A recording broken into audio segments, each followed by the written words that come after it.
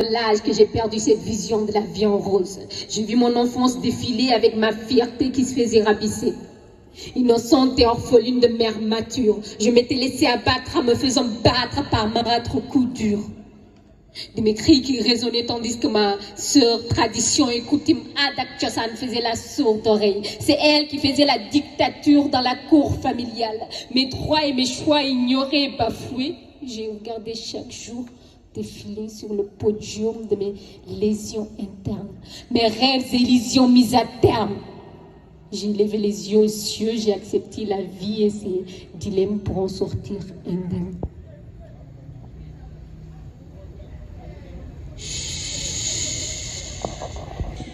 Du temps que la vie est faite de haut et bas, étant au plus bas, je me suis isolée dans le couloir du désespoir. J'ai tout perdu, tout espoir en l'humanité et sa bonté.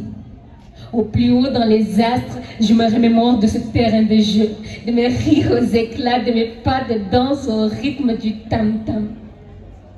Une tournure à laquelle je ne m'attendais pas, de ma nuit blanche ensanglantée, c'est l'âme rouillée qui m'avait transpercé, l'âme tranchée, puis entachée.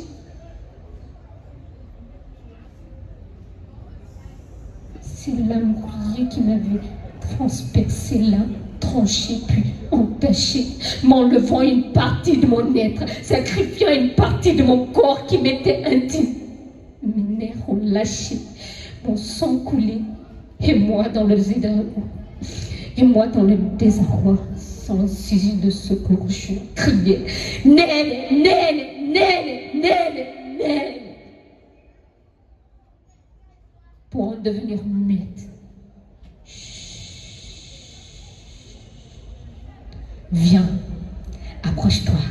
Tu ne vas pas avoir mal, ne t'en fais pas. Tu vas devenir une femme. Tu vas devenir respectable. Nous y sommes toutes passées. ôtez-lui sa robe, attrapez ses bras, écartez ses jambes. Cris de douleur, larmes d'amertume. De ces mots, elles l'ont toutes subi.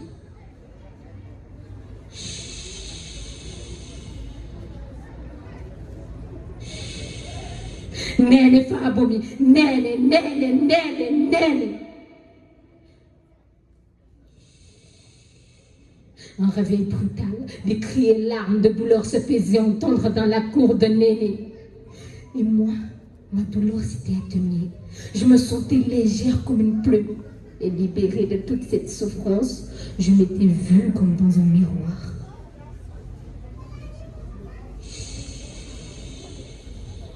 J'ai enfin compris que je n'étais que l'âme dans les airs dont la vie a été ôtée au nom d'une coutume.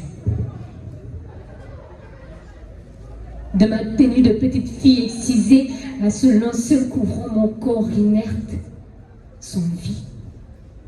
Mon être s'est connecté à son âme pour revivre son histoire. En 2015, cette pratique a touché 53,2% des filles âgées de moins de 14 ans et 66,6% des filles et femmes âgées de 15 à 49 ans. Dans une société où les femmes n'ont ni voix, ni choix, ni droit, pourtant tous naissent et demeurent égaux et libres, avec des droits, comme dit dans l'article 1er des droits de l'homme. Ou est-ce juste un slogan?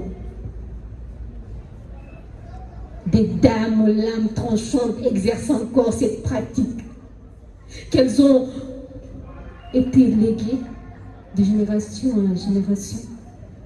Exposées ou cachées, elles l'exercent, mais il est temps que ça cesse, il est temps qu'elles arrêtent, car ces victimes ou survivantes des mutilations génitales féminines le vivent mal malgré les années qui passent.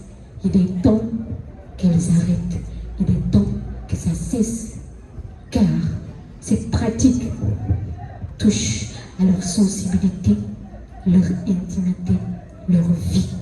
Il est temps que ça cesse, il est temps qu'elles arrêtent. Préservons et gardons les richesses de nos traditions et cultures. Évitons et délaissons toute pratique néfaste qui engendre le mal de l'être humain. Il est temps que ça cesse, il est temps qu'elles arrêtent. Il est temps.